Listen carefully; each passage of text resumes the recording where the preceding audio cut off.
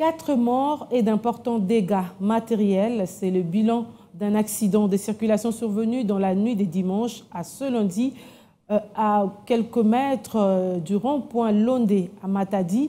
Un gros camion transportant des grumes à destination du port international a fini sa course sur la bordure de la maison communale des Matadi. Les détails dans ce reportage de Dadi Simba. Le drame se serait produit tard dans la nuit du dimanche 9 à lundi 10 avril, entre 1h et 2h du matin, racontent les motocyclistes habitués à effectuer les taxis-motos pendant les heures tardives de la nuit. Il y a eu plus de peur que de mal à la suite de ces tragiques accidents de circulation, même si le bilan se veut relativement lourd. Au total, 4 morts dont les convoyeurs du véhicule qui étaient à la commande et un homme malade mental qui avait tenu son domicile dans les parages immédiats du rond-point Londé, non loin de la maison communale de Matadi. Les 2 autres victimes étaient apprenant à l'informel sur la conduite automobile communément appelée Malanda. Elles étaient à bord de la cabine au moment du drame avec comme destination finale les ports internationaux de Matadi. À voir les stigmates du tracteur et de la carrosserie du véhicule de marque Iveco, ils témoignent de la violence et la gravité du choc entre l'engin et la bordure de la maison communale de Matadi. Les 5 grumes qui transportaient la remorque se sont toutes retrouvées éparpillées par terre, les câbles qui servent de cordage pour les sécurisés ayant lâché. Au regard du flux de versions de faits racontées par des courriers trouvés sur le lieu du drame, il est difficile à l'heure actuelle de déterminer les vraies causes de cet accident qui, pour d'aucuns, heureusement s'est produit à une heure où il y a moins de circulation routière sur la chaussée. Sinon, disent-ils, les bilans en termes de pertes en vies humaines auraient été beaucoup plus lourds. Pour l'instant, la police des circulations routières ville de Matadi et les autorités urbaines ont ouvert une enquête pour d'une part identifier les propriétaires du véhicule et d'autre part établir la cause exacte de cet accident qui a suscité beaucoup d'émoi au sein de l'opinion publique matadienne.